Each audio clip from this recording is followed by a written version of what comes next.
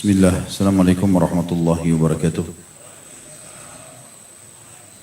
Alhamdulillah, tidak pernah lisan kita berhenti memuji Sang Pencipta Allah atas segala nikmat yang dilimpahkan kepada kita. Termasuk Allah masih memberikan kita umur hari ini dan juga kita bisa menghadiri majelis ilmu. Semoga ini dicatat pahala yang lengkap oleh Allah Subhanahu wa taala dan juga Allah menerima seluruh amal yang pernah kita kerjakan dan juga akan kita kerjakan sampai menjelang ajal datang nanti. Dan juga semoga menjadi penyebab juga atas semua dosa kita dimaafkan oleh Sang Pencipta Allah. Malam ini insya Allah kita akan melanjutkan bahasan seperti biasa, dosa-dosa besar. Dan malam ini berjudul Marah kepada Takdir Allah. Syekh Muhammad bin Wahab menyebutkan di halaman 78, kalau yang pegang bukunya, bab as-sakhat atau bab kemarahan. Sebenarnya yang beliau maksudkan di sini bukan marah secara umum, tapi marah secara khusus, di mana orang-orang tidak menerima keputusan Allah Subhanahu wa taala. Makanya di antara dalil-dalil yang diangkat oleh beliau itu berhubungan dengan masalah apa yang saya bahas tadi atau sebutkan, dan akan kita paparkan panjang lebar insya-Allah ke depannya. Teman-teman sekalian, memang kita manusia ini sangat terbatas. Keterbatasan kita sangat luar biasa. Sampai-sampai kita tidak tahu apa yang sedang terjadi dalam tubuh kita sendiri. Makanan yang kita makan pun kita tidak pernah tahu dan membedakan mana yang jadi nutrisi, mana yang akan jadi kotoran. Begitu juga dengan minuman, begitu juga oksigen yang kita hirup. Tidak bisa dengan mata kita ini melihat mana bakteri, mana oksigen yang segar dan seterusnya. Begitu juga banyak hal dalam tubuh kita. Ya Allah mengatakan wa fi anfusikum afala tubsirun. Dalam diri kalian sendiri ada keajaiban penciptaan Allah. Apakah kalian tidak melihatnya? Belum lagi di sekitar kita. Banyak sekali fenomena teman-teman sekalian. Kadar cahaya matahari, kadar panasnya. Kemudian juga malam, kadar panjang malamnya. Kemudian turunnya hujan, kadar air yang turun. Dan sekian banyak jumlah butiran pasir, ya, volume air, dan terlalu banyak. Yang kalau kita ingin mempelajari satu persatu itu, jangankan kita berbicara bisa membuatnya atau menciptakannya. Kita ingin mempelajari saja tidak akan pernah cukup umur seluruh manusia. Sungguh sebuah keputusan dan takdir yang luar biasa. Makanya kita sebagai seorang muslim Allah berikan sebuah kesimpulan sederhana. Rukun imanmu, beriman kepada Allah dimulai dan diakhiri dengan beriman kepada takdir baik dan takdir buruk. Artinya itu semua pasti terjadi. Kau terima tidak terima, maka pasti akan terjadi. Kita akan mulai teman-teman sekalian dulu membaca dalil yang ditulis oleh Syekh Muhammad bin Wahab rahimahullah. Ada 3 dalil yang diangkat oleh beliau. Yang pertama surah At-Taghabun ayat 11. A'udzu billahi minasyaitonir rajim. Wa may yu'min billahi yahdi qalbah. Barang siapa yang beriman kepada Allah, niscaya dia Allah akan memberikan petunjuk kepada hatinya. Tentu teman-teman sekalian, ayat ini sebenarnya ada awalannya, tapi di buku kita tidak dituliskan. Kalau kita buka aplikasi Al-Quran, kita akan temukan awal ayat At-Taghabun ini, atau bagian daripada ayat surah At-Taghabun yang berhubungan dengan masalah ini, yaitu bunyinya a'udzubillahi minasyaitonir rajim, surah nomor 64 ya, ayat 11. Ma asaba min musibatin illa biidznillah wa may yu'min billahi yahdi qalbah wallahu bikulli syai'in alim. Yang artinya tidak ada satu musibah pun yang terjadi di muka bumi ini. Keputusan-keputusan. Di sini Allah Subhanahu wa taala, kata ulama tafsir, menyebutkan musibah artinya sebuah hal yang terjadi yang umumnya manusia tidak suka. Karena kalau yang orang suka, rasa manis, rasa senang, itu umum. Tapi kalau musibah, maka umumnya orang banyak menolak. Tapi Allah jelaskan, semua musibah yang terjadi di muka bumi ini yang dianggap orang tidak suka, semua itu dengan izin Allah. Dan siapa yang beriman terhadap itu keputusan Allah dengan kemahaluasan ilmunya, dengan kemahaadilannya, kenapa si fulan dikasih anak banyak, kenapa si fulan tidak dikasih anak, kenapa ini si fulan jadi laki-laki, kenapa jadi perempuan, kenapa harus ada ini, kenapa harus ada itu. Siapa yang beriman semua itu, maka Allah akan berikan petunjuk hatinya. Dan Allah mengetahui segala sesuatunya. Juga beliau mengangkat perkataan Alqamah. Beliau berkata, huwa ar-rajulu tusibuhul musibatu faya'lamu annaha min 'indillahi fayarda wa yusallim. Maksudnya musibah dalam ayat ini, At-Taghabun ayat 11 adalah sebuah musibah menimpa seseorang dan dia menyadari bahwa itu adalah takdir dari sisi Allah, maka dia ridha dan berserah diri. Apapun sifatnya. Mau kita tidak suka pun, itu berarti keputusan Allah. Dan pasti Allah melakukan itu dengan kemaha-adilannya dan kemahaluasan ilmunya. Pasti benar. Dan pasti ada sesuatu yang baik di situ kalau kita orang beriman. Dan pasti akan ada peringatan bagi orang-orang yang melakukan kemaksiatan. Itu juga beliau mengangkat hadis Anas radhiyallahu anhu.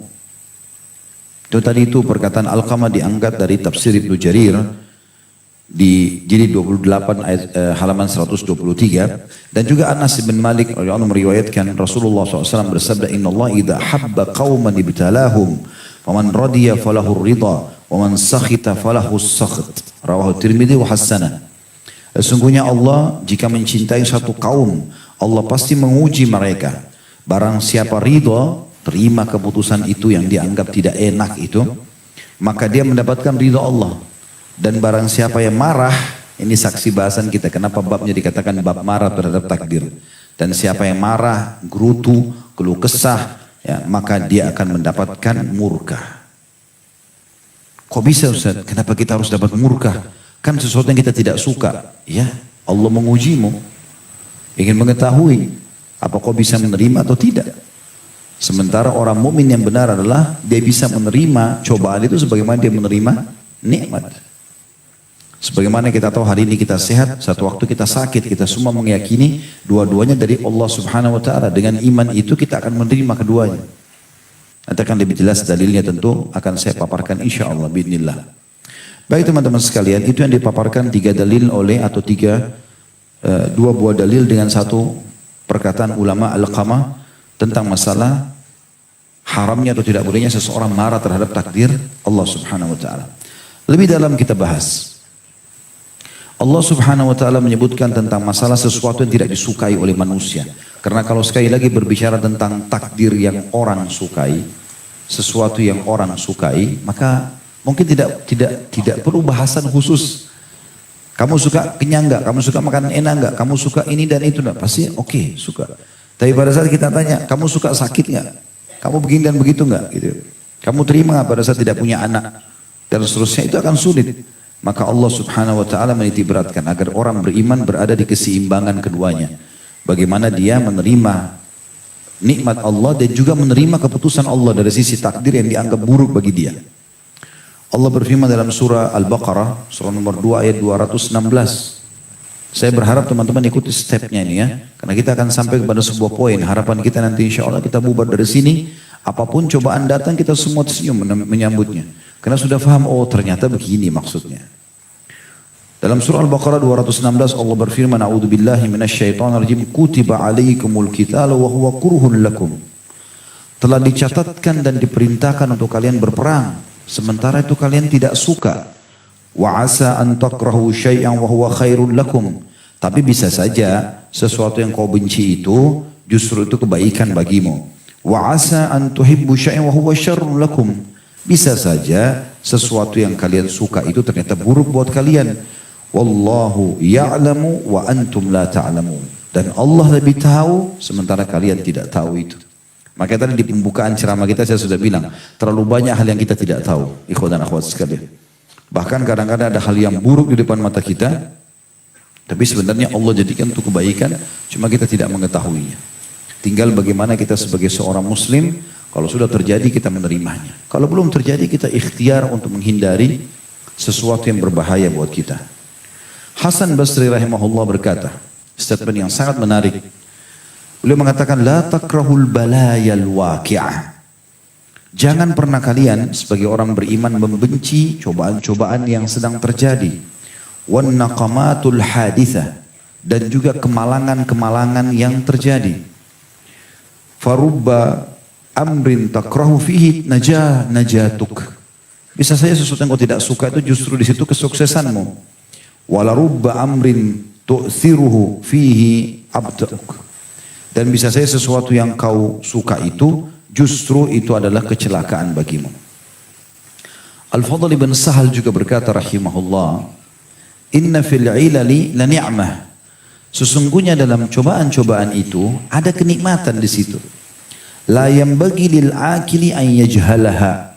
Tidak layak bagi orang yang berakal luput darinya masalah itu. Fahiya tamhisu lidz-dzunub. Karena sudah pasti cobaan itu, manfaat pertama menurut beliau, Fadl ibn Sahal rahimahullah berkata, adalah pembersihan dosa-dosamu.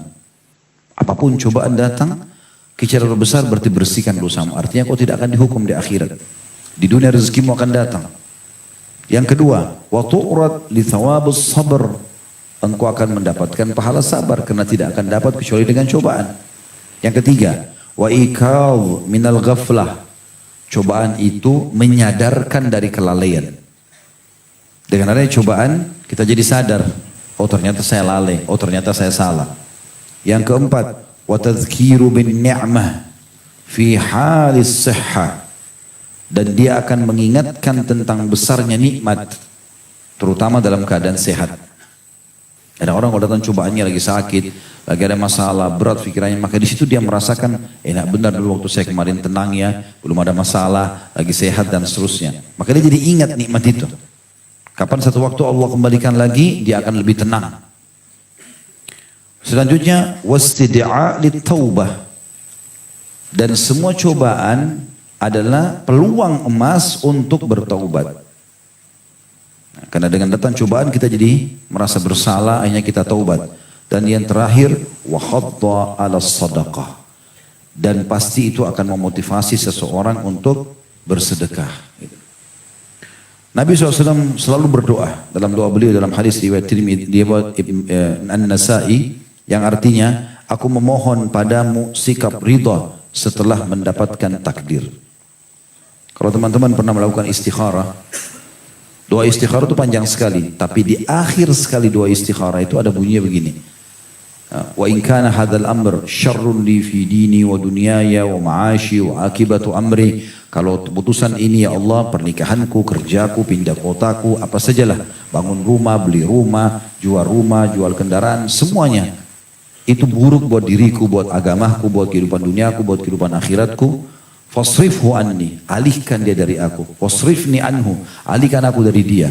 Jadi sama-sama tidak saling butuh.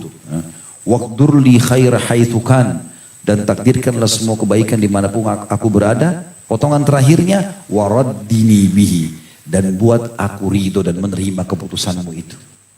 Gak jadi nikah kah, gak jadi kerja kah, gak jadi ini kah, gak jadi itu kah, semua kita ridho. Dan itu diantara doa istikharah yang kita sampaikan kepada Allah subhanahu wa ta'ala. Jadi bukan hanya sekedar minta ini baik atau tidak. Tapi kalaupun sesuatu yang kau takdirkan ya Allah itu ternyata tidak aku sukai, maka tetap buat aku ridho. Itu puncak keimanan. Nabi SAW bersabda, tentu di sini ada, saya masuk lebih dalam teman-teman sekalian, ada dua tingkatan orang dalam masalah takdir. Ada orang yang menerima, ada orang yang marah, tidak menerimanya.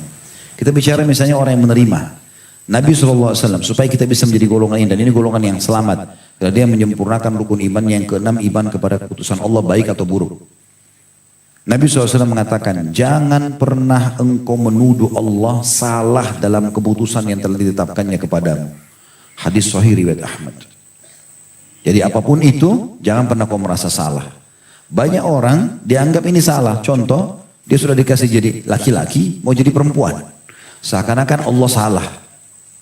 Atau jadi perempuan mau jadi laki-laki. Atau jadi orang Melayu mau jadi orang Arab. Atau mau jadi orang bule, sehingga memaksakan diri menjadi orang-orang yang bukan dia sebenarnya. Itu banyak terjadi kan. Tidak bisa menerima keputusan Allah. Seakan-akan Allah keliru dalam menentukan keputusan itu. Salah dia kenapa laki-laki, kenapa enggak perempuan, padahal dia lebih cenderung pada perempuan dan seterusnya. Begitu terus. Ya. Begitu juga pada saat dia tidak bisa menikah sama orang, dia menyalahkan seakan-akan kenapa anda nikah sama saya. Padahal Allah enggak tentukan, itu pasti kebaikan. Kita tidak tahu kalau kita lanjutkan sama dia apa yang akan terjadi. Walaupun kita harapannya sangat besar.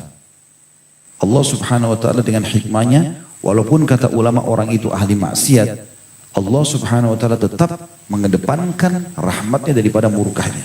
Karena dalam sebuah hadis yang sahih, kata Nabi SAW, ya, Allah berfirman, "Ghalabat rahmati ghadabi." Sesungguhnya rasa kasih sayangku telah mengalahkan murkahku.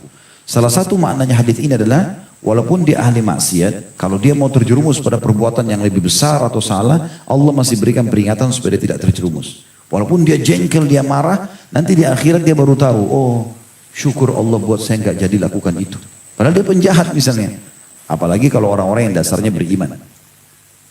Ini perkataan Abu Darda indah sekali. Perhatikan teman-teman sekalian. Kata beliau radhiyallahu anhu, sesungguhnya bila Allah menerapkan sebuah takdir, kalau Allah tentukan apa saja, malamkah, siangkah, menyenangkankah atau menyedihkankah, kalau Allah menentukan sebuah takdir, maka dia Allah ingin agar takdir tersebut diterima dengan ridho. Jadi sesungguhnya bila Allah menerapkan sebuah takdir, maka dia Allah ingin agar takdir tersebut diterima dengan ridho. Diterima dengan lapang dada. Apakah itu kita suka atau tidak suka. Dan sikap ridho, lalu beliau jelaskan, sikap ridho adalah jika seseorang hamba, dan sikap ridho adalah jika seseorang hamba tidak ingin selain apa yang ia rasakan, baik kesulitan ataupun kemudahan. Dan sikap ridho adalah jika seseorang hamba tidak ingin selain apa yang ia rasakan, baik kesukaran ataupun kemudahan. Maksudnya kalau dia sukar pun tetap dia senang, ada kemudahan pun dia senang. Umar bin Abdul Aziz rahimahullah berkata, aku selalu berada di pagi hari dengan tidak memiliki rasa senang, tidak gembira, kecuali semua takdir aku terima dari qadha dan qadarnya Allah. Dari keputusannya Allah, semuanya aku terima. Jadi aku keluar pagi hari, mau tabrakan kah, mau diganggu orang kah, atau mau senang kah, pokoknya semua aku terima. Itu sifat orang beriman. Karena Allah tidak mungkin menzalimi hambanya. Sampai pernah ada seorang wanita, pernah kita ceritakan itu, dia sedang di salah satu tawanan perang. Wanita ini bukan muslim. Dia termasuk dalam tawanan perang kaum muslimin. Anaknya hilang. Dia cari-cari anaknya. Begitu dia dapat anaknya dalam kondisi panas, debu banyak, langsung disusui sama dia. Lalu kemudian Nabi SAW bilang kepada para sahabat, kalian lihat ini? Kata para sahabat, iya ya Rasulullah. Kata Nabi SAW, kira-kira kalau kita bakar api, ibu itu kita suruh lempar anaknya ke api, dia mau nggak? Tentu tidak ya Rasulullah. Gak ada ibu yang baru temukan anaknya setelah dia khawatir anaknya mati terbunuh, lalu dia susuin, kemudian disuruh lempar di api. Apakah dia mau lakukan? Kata para sahabat, tidak ya Rasulullah. Kata Nabi SAW, demi zat yang jiwa Muhammad dalam genggamannya, Tuhan kalian Allah lebih sayang kepada kalian daripada ibu itu kepada anaknya. Jadi walaupun buruk di mata kita, Allah lebih tahu itu baik buat kita. Seperti itu memahaminya.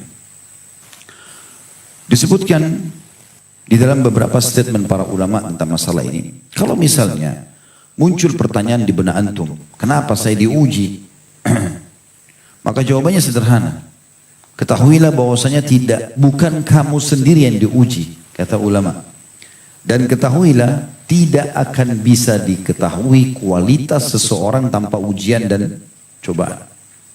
Dari mana kita bisa tahu kualitasnya pegawai itu?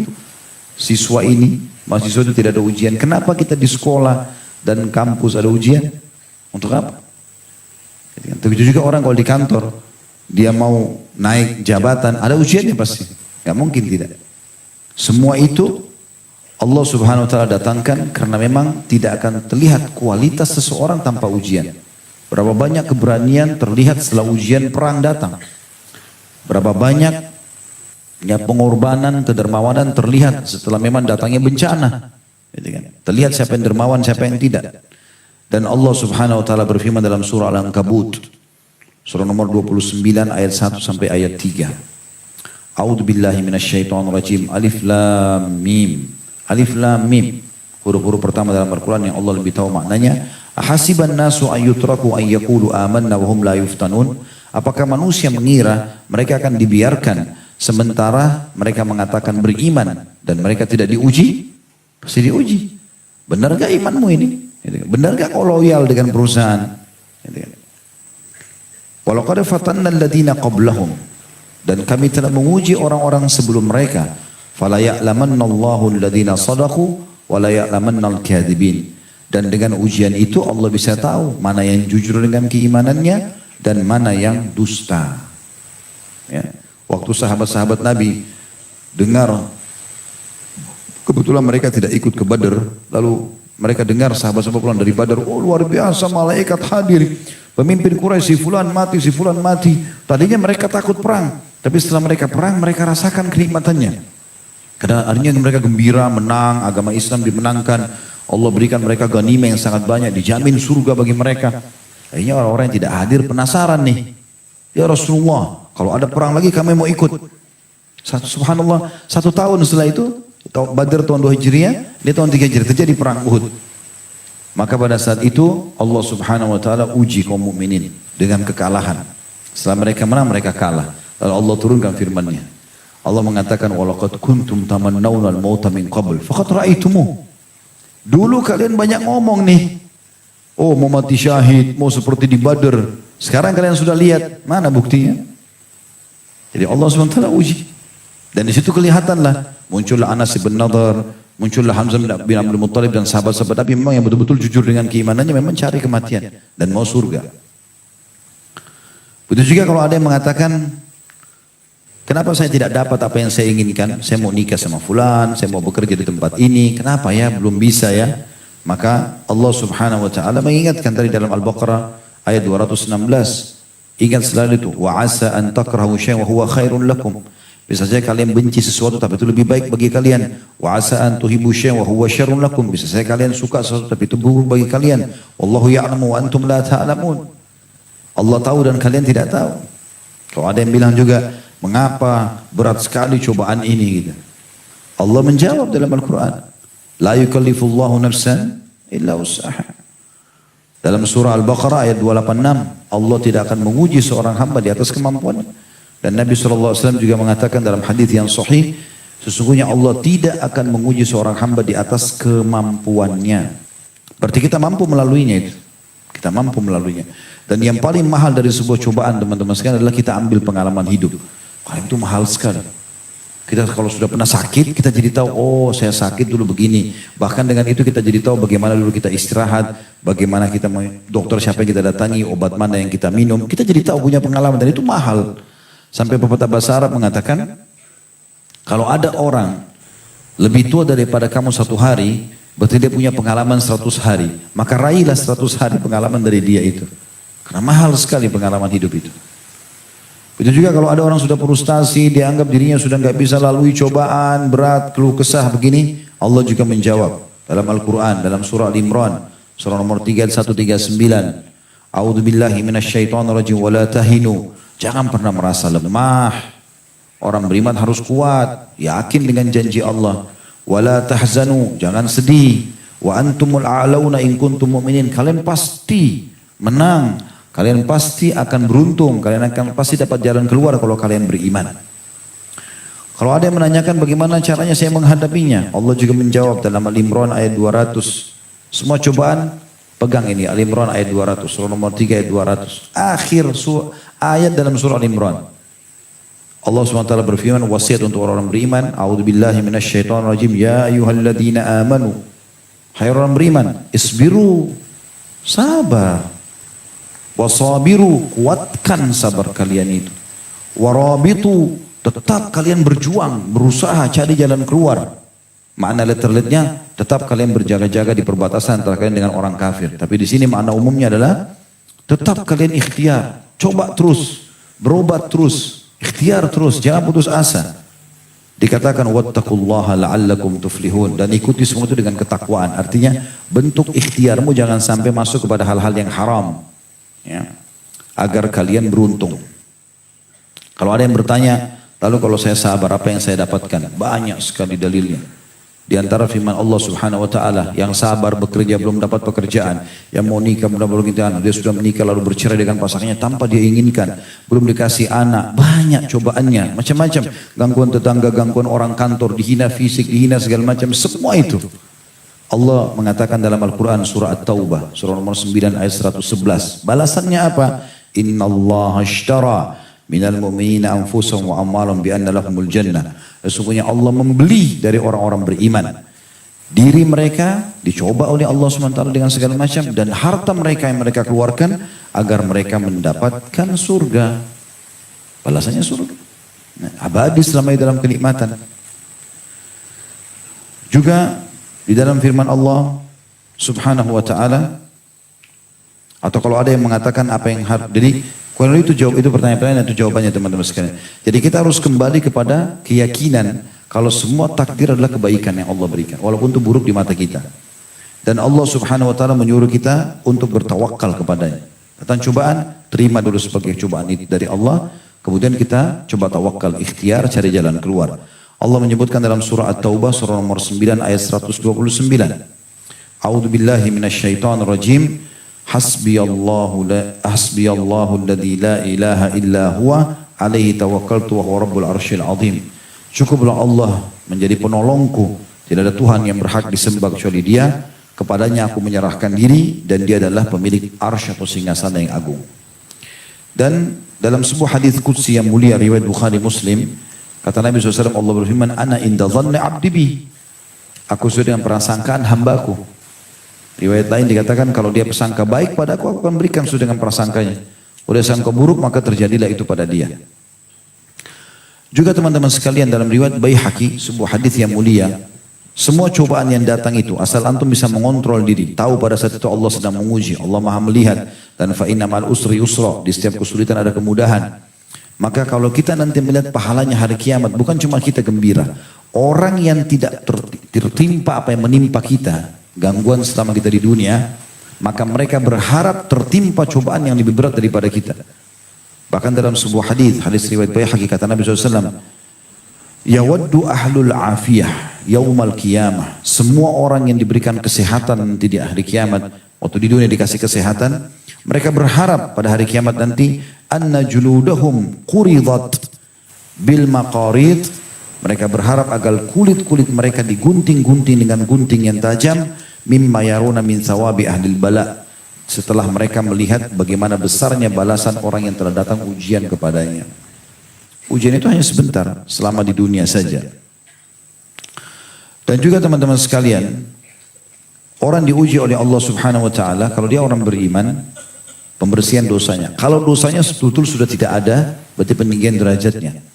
Itu diambil daripada hadis Nabi SAW, riwayat Tirmidzi dan Ibnu Majah. Kata Nabi SAW, al-anbiya'u thummal amsal wal amsal. Orang yang paling berat cobaannya adalah para nabi-nabi. Kemudian orang-orang yang dekat dengan nabi-nabi tersebut secara keimanan. Fayabtali ar-rajulu ala hasbi dini, fayubtala ar-rajulu ala hasbi dini. Seseorang akan diuji sesuai dengan kekuatan agamanya. Fa in kana dinuhu salba ishtadda bala'uh. Kalau agamanya makin kuat, imannya kuat, maka makin besar cobaannya. Wa in kana fi dinihi riqqah. Kalau agamanya lemah, ibtala ala hasbi dini, diuji sesuai dengan kadar imannya saja. Fama yabrahul bala bil abdi hatta yatrukuhu yamshi alal ardi ma'alihi khati'ah. Terus saja seorang hamba diuji oleh Allah sampai Allah biarkan dia jalan di muka bumi tidak tertinggal satupun dosanya. Kalau Anda mengatakan, Ustaz, kalau begitu saya takut jadi orang beriman karena cobaannya berat. Ya, misal contoh, ini orang yang belum memahami bahwasanya sebenarnya ada hadis Nabi, inna idhamal ajri ma idhamal bala. Sesungguhnya besarnya kadar balasan sesuai dengan besarnya kadar cobaan. Ada balasannya juga besar, gitu kan, sesuai dengan cobaan tersebut. Dan sebenarnya cobaan itu bentuk kasih sayang Allah. Karena kalau kita lagi dicoba, ada takdir yang kita anggap yang baik datang kepada kita, lagi sakit, apalah gangguan orang segala macam. Sebenarnya kita sedang meringkas umur kita dalam ketaatan. Karena kalau cobaan lagi datang, kita nggak ada peluang buat dosa. Selalu kita berpikir untuk berbuat kebaikan. Orang kalau lagi sakit, demam, diajak temannya ke diskotik, nggak mau dia. Hah? Atau orang lagi sibuk kerja lah, urusan dunia lagi banyak ini kerjaan, dia kejar target, diajak pergi jalan-jalan sama temannya, aduh nggak bisa, lagi sibuk. Kesibukan itu, kalau kita dalam agama mungkin didatangkan cobaan-cobaan padanya, membuat dia berhenti dari kemaksiatan dan dia meringkas hidupnya dalam ketaatan. Andai dia tahu nilainya itu hari kiamat, dia berharap semua hidupnya cobaan. Ya. Ibnu Baz berkata, Syekh bin Baz rahimahullah, Allah yabtali ibadu bis sarra'i wa dharra. Allah Azza wa Jal yang Maha Suci dan Maha Mulia menguji hamba-hambanya dengan kegembiraan, dengan kesedihan. Jadi kegembiraan itu juga cobaan. Apakah antum bersyukur atau tidak? Makanya Nabi Sulaiman alaihissalam pada saat berhasil meminta kepada orang-orang di sekitarnya mendatangkan singgasananya Balqis, gitu kan? Jauh di Yaman, beliau di Palestina. Jadi kalau handphone ini adalah Jazirah Arab, itu Palestina di atas, Yaman tuh di bawah. Jaraknya jauh sekali nih, selatan sama utara gitu. Tapi dia bilang sama pengikutnya, siapa yang bisa datangkan singgasananya Balqis? Rupanya ringkas ceritanya kita tidak usah bicara ada jin yang minta segala, tapi ringkas ada kerabat beliau sendiri dari orang yang beriman dari sepupu Nabi Sulaiman alaihissalam, orang saleh mengatakan saya didatangkanlah dengan zikir-zikir tertentu doanya kepada Allah datang. Begitu dia lihat singgasana itu kan sebuah nikmat karena singgasananya Raja Balqis yang Ratu Balqis yang terkenal itu pindah ke istana Nabi Sulaiman. Tapi apa kata Nabi Sulaiman alaihissalam? Sesungguhnya ini adalah cobaan dari Tuhanku. Dia melihatku apakah aku bersyukur atau aku kufur. Jadi nikmat itu pun dianggap sebagai cobaan sama dia.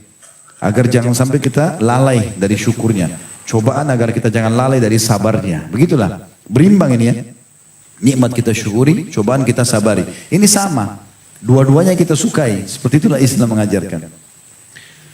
Kata beliau, Allah Azza wa Jalla yabtali ibadah. Allah yang maha suci, maha tinggi memuji hamba-hambanya bisarra dengan kegembiraan, wadharra dan juga cobaan, wabisyiddati warraha juga dengan sakit, gangguan, juga dengan kelapangan dada. Ini semua ada jadi fenomena dalam hidup.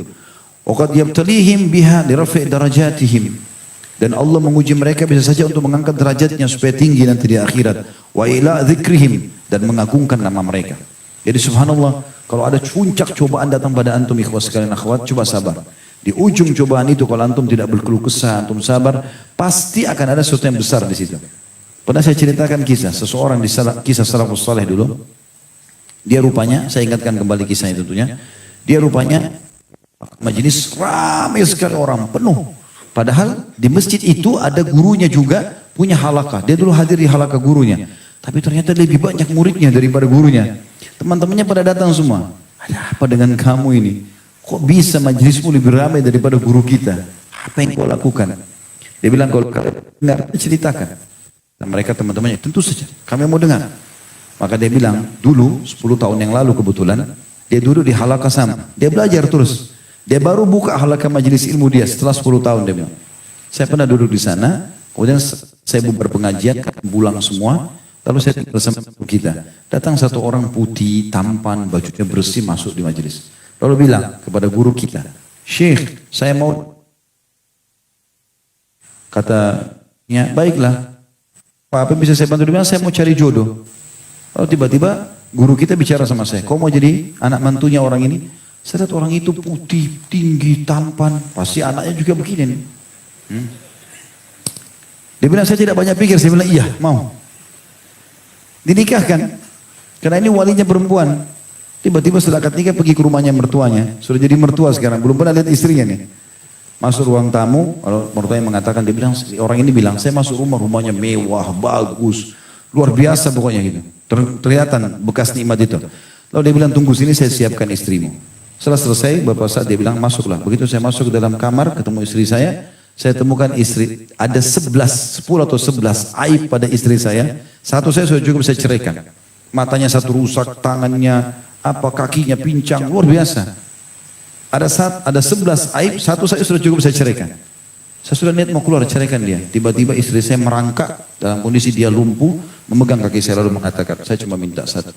Biar kau nggak sentuh saya, jangan ceraikan saya. Saya mau meninggal dalam kondisi saya berstatus sebagai seorang istri. Dia bilang hati saya tersentuh untuk membantu dia, saudari muslimah sekarang sudah status istri saya, itu pun karena keputusan saya sendiri, maka saya bersabar. 10 tahun tidak ada yang tahu saya nikah sama wanita cacat, kecuali saya sama mertua saya. Dan sekarang saya ceritakan kalian, karena istri saya sudah meninggal dunia. Dia bilang, perlu kalian tahu setelah istri saya meninggal, hari pertama meninggalnya, maka pada saat itu Allah bukakan saya rezeki, peluang-peluang usaha, termasuk saya buka halaqah taklim, seperti anda lihat semua. Dia bilang ramai sekali. Karena cobaannya datang. Tapi dia bersabar. Di setiap ujung cobaan ada sesuatu yang besar. Jadi jangan berkeluh kesah. Gitu kan? Berarti Allah sedang menyiapkan sesuatu. Lulus gak ujiannya nih? Gitu kan? Juga dikatakan oleh beliau selanjutnya. Jadi maka dikatakan lirafa darajatim untuk mengangkat derajat mereka wa ila dzikrihim dan mengagungkan penyebutan nama mereka. Jadi punya kedudukan. Wa mudha'afa hasanatihim dan juga melipat gandakan balasan pahala mereka kama yaf'alu bil anbiya wa rusul alaihi wassalatu wassalam sebagaimana Allah lakukan itu pada nabi-nabi dan rasul-rasul. Wa sulha min ibadillah dan juga orang-orang saleh. Fatawa di jilid 4 halaman 370. Juga sabda Nabi SAW ini pernah saya sampaikan hadisnya, tapi hadis ini kita sebutkan lagi. Orang yang paling berat cobanya para nabi-nabi, kemudian orang yang paling dekat imannya setelah itu dari orang-orang soleh. Dan ketahuilah seseorang orang soleh itu diuji oleh Allah SWT di harta, sampai dia tidak punya lagi sama sekali harta. Miskinnya luar biasa, susah sekali hidupnya. Susah sekali hidupnya, sampai dia tidak bisa tambal bajunya kecuali dari kain-kain bekas. Tapi ketahuilah, mereka dengan imannya mencintai cobaan itu sebagaimana kalian cintai kemewahan. Ada saya temui orang subhanallah begitu, tadinya dia kaya raya, luar biasa Allah angkat derajatnya, terus tiba-tiba Allah uji dengan cobaan yang sangat jatuh, drop, bangkrut usahanya segala macam. Tapi dia bisa senyum, sebagaimana dia senyum pada saat diberikan nikmat. Itu tingkat keimanan yang paling luar biasa. Kemudian juga di dalam perkataan ini atau dalam masalah ini Ibnu Taimiyah berkata rahimahullah, wa in azumat al-mihna kana dzalika lil mu'mini shalihu sababan li ulud darajati wa 'azimil ajr. Ketahuilah makin besarnya sebuah cobaan bagi seorang hamba beriman yang saleh itu pasti akan menjadi tingginya derajatnya dan terlipat gandakan pahalanya. Dalam perkataan lain beliau mengatakan wallahu taala qad ja'ala akmal mu'minina imanan a'dhammu bala'a. Dan ketahuilah Allah menjadikan orang-orang beriman itu yang paling berat coba, yang paling sempurna imannya, yang paling berat cobaannya. Jadi cobaan-cobaan itu seperti ini misalnya, kalau ada orang biasa awam sakit demam 3 hari, mungkin orang ini 1 minggu. Umum orang semua diuji, tapi bukan diuji yang sama semua orang, tapi orang beriman lebih lama selesainya misalnya, atau lebih berat cobaannya dari sisi itu. Mungkin orang cuma flu, dia flu sama demam. Ya. Seperti itulah, karena hadis tadi ini tentang nabi-nabi orang yang paling berat cobaannya adalah keluar karena Nabi SAW lagi demam. Dan pada saat itu sahabat datang lalu memegang, kaget dengan demam Nabi SAW. Maka Nabi waktu ditanya, apakah anda ya Rasulullah mendapatkan 2 pahala karena demam seperti ini? Kata Nabi SAW, iya. Sesungguhnya besarnya pahala sesuai dengan kadar besarnya cobaan. Al-Munawi berkata, barang siapa yang menyangka bahwa apabila seorang hamba ditimpa ujian yang berat itu adalah sebuah kehinaan, maka sungguh akalnya telah hilang dan hatinya telah buta. Betapa banyak orang soleh yang mendapatkan cobaan. Tidakkah kita melihat bagaimana Nabi Yahya bin Zakaria disembelih atau dibunuh oleh kaumnya sendiri. Terbunuhnya 3 khulafaur rasyidin, Umar bin Khattab ditusuk oleh Abu Lu'lu', Utsman bin Affan dibunuh oleh kaum Khawarij, gitu kan? Ali bin Abi Thalib dibunuh oleh kaum Khawarij. Ini orang-orang mulia. Sampai Nabi SAW waktu pernah jatuh sesuatu barang dari beliau, kemudian Ali bin Abi Thalib yang memungutnya. Lalu Nabi berkata kepada sahabat-sahabat yang ada di situ, kasihan sepupuku ini. Nanti dia akan diuji oleh Allah dengan terbunuhnya di bagian kepalanya. Sampai Ali tahu. Ali mengatakan, dia sudah dengar lalu dia mengatakan, sungguh demi Allah yang jiwa Ali dalam genggamnya, nanti akan ada pisau seseorang tertusuk di sini dan tembus ke sini. Jadi tunjuk tubuhnya. Dia tahu Nabi SAW menerima. Jadi kematian itu dia tidak rasakan lagi, dia cuma rasakan sakaratil maut gitu kan. Ketika terbunuhnya Al-Husain, cucu Nabi SAW, terbunuhnya Ibnu Zubair, Abdullah bin Zubair di Mekah. Ya, sampai Asma, ibunya dia, Asma binti Abi Bakar, anaknya Abu Bakar. Dan ini wanita mulia sekali, terkenal. Istrinya Zubair, ayahnya dia Zubair bin Awam. Abdullah bin Zubair, waktu hari terakhir digempur di Mekah oleh pasukan Hajjaj, gitu kan. Dia dekati ibunya sudah buta matanya, Asma. Lalu kemudian dia datang lalu mengatakan, ibu, saya ingin meminta pendapatmu, gitu kan. Maka kata Asma, wahai anakku, kalau kau yakin kau benar, majulah. Dan jangan pernah kau ragu untuk dipermainkan oleh Bani Umayyah, gitu kan, maksudnya menyerangnya, pasukannya itu. Lalu kemudian, aku berharap kematianmu nanti, itu benar, kau mati syahid. Dia mengatakan, demi Allah, kata Asma, kalau kau ingin akhirat, kau ingin Allah, kau akan mati syahid. Tapi kalau kau inginkan dunia, maka kau tidak akan dapatkan kecuali kehinaan. Kata Abdullah bin Zubair, demi Allah wahai ibuku, aku tidak ingin kecuali akhirat. Demi Allah, bersumpah atas nama Allah. Lalu dia peluk ibunya. Waktu dipeluk, Asma pegang bajunya dia, ada baju besinya. Lalu kata Asma, sungguh orang yang mau mati syahid tidak akan pakai baju seperti kamu. Padahal ibunya buta. Pakai baju besi untuk apa? Kau mati syahid kan? Maka dia buka baju besinya, tinggal bajunya. Kata Asma, peluk saya, dipeluk lagi. Langsung dia mengatakan, demi Allah juga kau masih pakai baju. Dibuka bajunya, disuruh buka bajunya. Lalu disuruh anaknya menghadapi peperangan sampai terbunuh mati syahid. Radhiyallahu anhu. Dan sekian banyak contoh kisah. Dan beliau mengatakan begitu juga dengan Ibnu Jabir. Kemudian Abu Hanifah pernah dipenjarakan. Di akhir hidup Abu Hanifah, imam madhab itu, dipenjara dan mati dalam penjara. Dan juga Imam Malik rahimahullah pernah dibuka bajunya lalu dicambukin oleh orang-orang yang tidak bertanggung jawab. Kemudian sempat ditarik sampai tangannya copot. Rahimahullah. Begitu juga dengan Imam Ahmad pada saat mempertahankan tentang Quran adalah perkataan Allah. Dikatakan pada saat itu oleh kaum Mu'tazilah, kalau Quran itu adalah makhluk. Beliau pertahankan sampai dicambuk-cambuk, dirantai berdarah-darah, disayapi kulitnya. Dalam kondisi beliau hidup. Dan sekian banyak juga contoh-contoh dalam masalah kesabaran mereka. Karena mereka tahu sebagaimana Allah berikan mereka nikmat, maka begitu pula mereka menikmati cobaan tersebut. Dan tidak akan mungkin salah apa yang Allah ujikan kepada mereka. Makanya teman-teman, orang-orang non-muslim pun sekarang membahasakan ya. Saya pernah lihat cuplikan seorang mu'alaf masuk Islam. Dia membahasakan kenapa ada tertarik dengan Islam. Dia bilang, saya belum pernah lihat ada komunitas orang seperti kaum muslimin. Dan uniknya standar. Mau mereka ada dimanapun, muslimnya sama semua. Mau orang bule, mau orang Arab, mau orang dimanapun sama. Dia bahasakan begitu. Sama saja. Kalau mereka itu kaum atau satu kelompok orang yang kalau sedang diberikan kenikmatan, pasti mereka selalu bersyukur. Dan kalau ada cobaan, mereka adalah orang yang paling sabar. Tidak ada manusia seperti kaum muslimin. Dan kalau mereka sudah jatuh, maka mereka adalah orang yang pertama bangkit. Bangkit. Paling gampang karena kita dilarang putus asa. Kan gitu. Dalam Islam kan kita dilarang putus asa. Bahkan kita pernah bahas salah satu yang mau disebutkan oleh para ulama tentang dosa-dosa besar. Termasuk Imam Madzhabi rahimahullah adalah putus asa dari rahmat Allah subhanahu wa ta'ala. Itu yang pertama tentunya, dan yang kedua sebagai penutup adalah orang-orang, tadi yang pertama orang yang menerima takdir Allah, yang kedua adalah orang yang murka dengan takdir Allah subhanahu wa ta'ala. Dan ini tidak perlu kita panjang lebar jelaskan karena memang ini yang ditolak. Ya. Dan cukuplah hadis Nabi SAW tadi yang sudah kita sebutkan, diangkat oleh Syekh Muhammad bin Wahab rahimahullah, yaitu hadis riwayat Tirmidzi dengan dihasankan, innallaha idza ahabba qauman ibtalahum, Allah kalau suka satu kaum, maka Allah akan menguji mereka. Siapa yang ridho maka Allah dia akan dapat ridho, dan siapa yang murka maka dia akan dapat kemurkaan Allah.